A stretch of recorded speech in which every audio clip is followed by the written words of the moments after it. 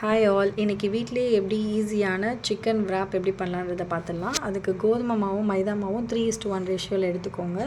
லைட்டாக உப்பு போட்டுட்டு கொஞ்சமாக ஆயில் ஊற்றி நல்லா பிசைஞ்சு அதை வந்து டோ மாதிரி ரெடி பண்ணி வச்சுருங்க, ஓரமாக வச்சிடலாம்.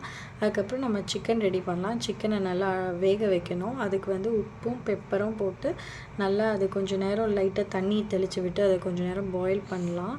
பாயில் பண்ணதுக்கப்புறமா ஒரு 10 மினிட்ஸ்க்கு அப்புறமா மசாலாஸும் ஆட் பண்ணிக்கலாம். அதிலே கொஞ்சம் சில்லி தூள், மல்லித்தூள், கரம் மசாலா, இந்த 3 மசாலாவும் நம்ம ஆட் பண்ணி அது ஒரு 10 to 15 மினிட்ஸ் நம்ம அடுப்புலேயே இருக்கட்டும். அது எடுத்து கொஞ்சம் ஆற வச்சுட்டு பிச்சு போட்டு ரெடி பண்ணி வச்சுக்கோங்க.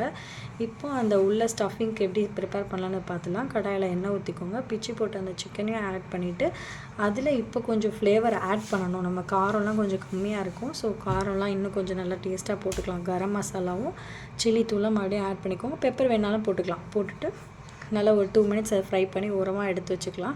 அதுக்கு நம்ம சப்பாத்தி ரெடி பண்ணிடலாம். அதுக்குள்ளே சப்பாத்தி டோஸ்ட் பண்ணி எடுத்துகிட்டு வீட்டிலே செஞ்ச மைனஸ் தான் இன்றைக்கி யூஸ் பண்ணுறேன். ஸோ அந்த சப்பாத்தி மேலேயே மைனஸ் தடவிக்கோங்க.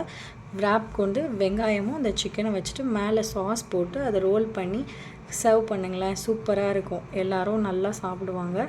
பாய், தேங்க்ஸ் ஃபார் வாட்சிங்.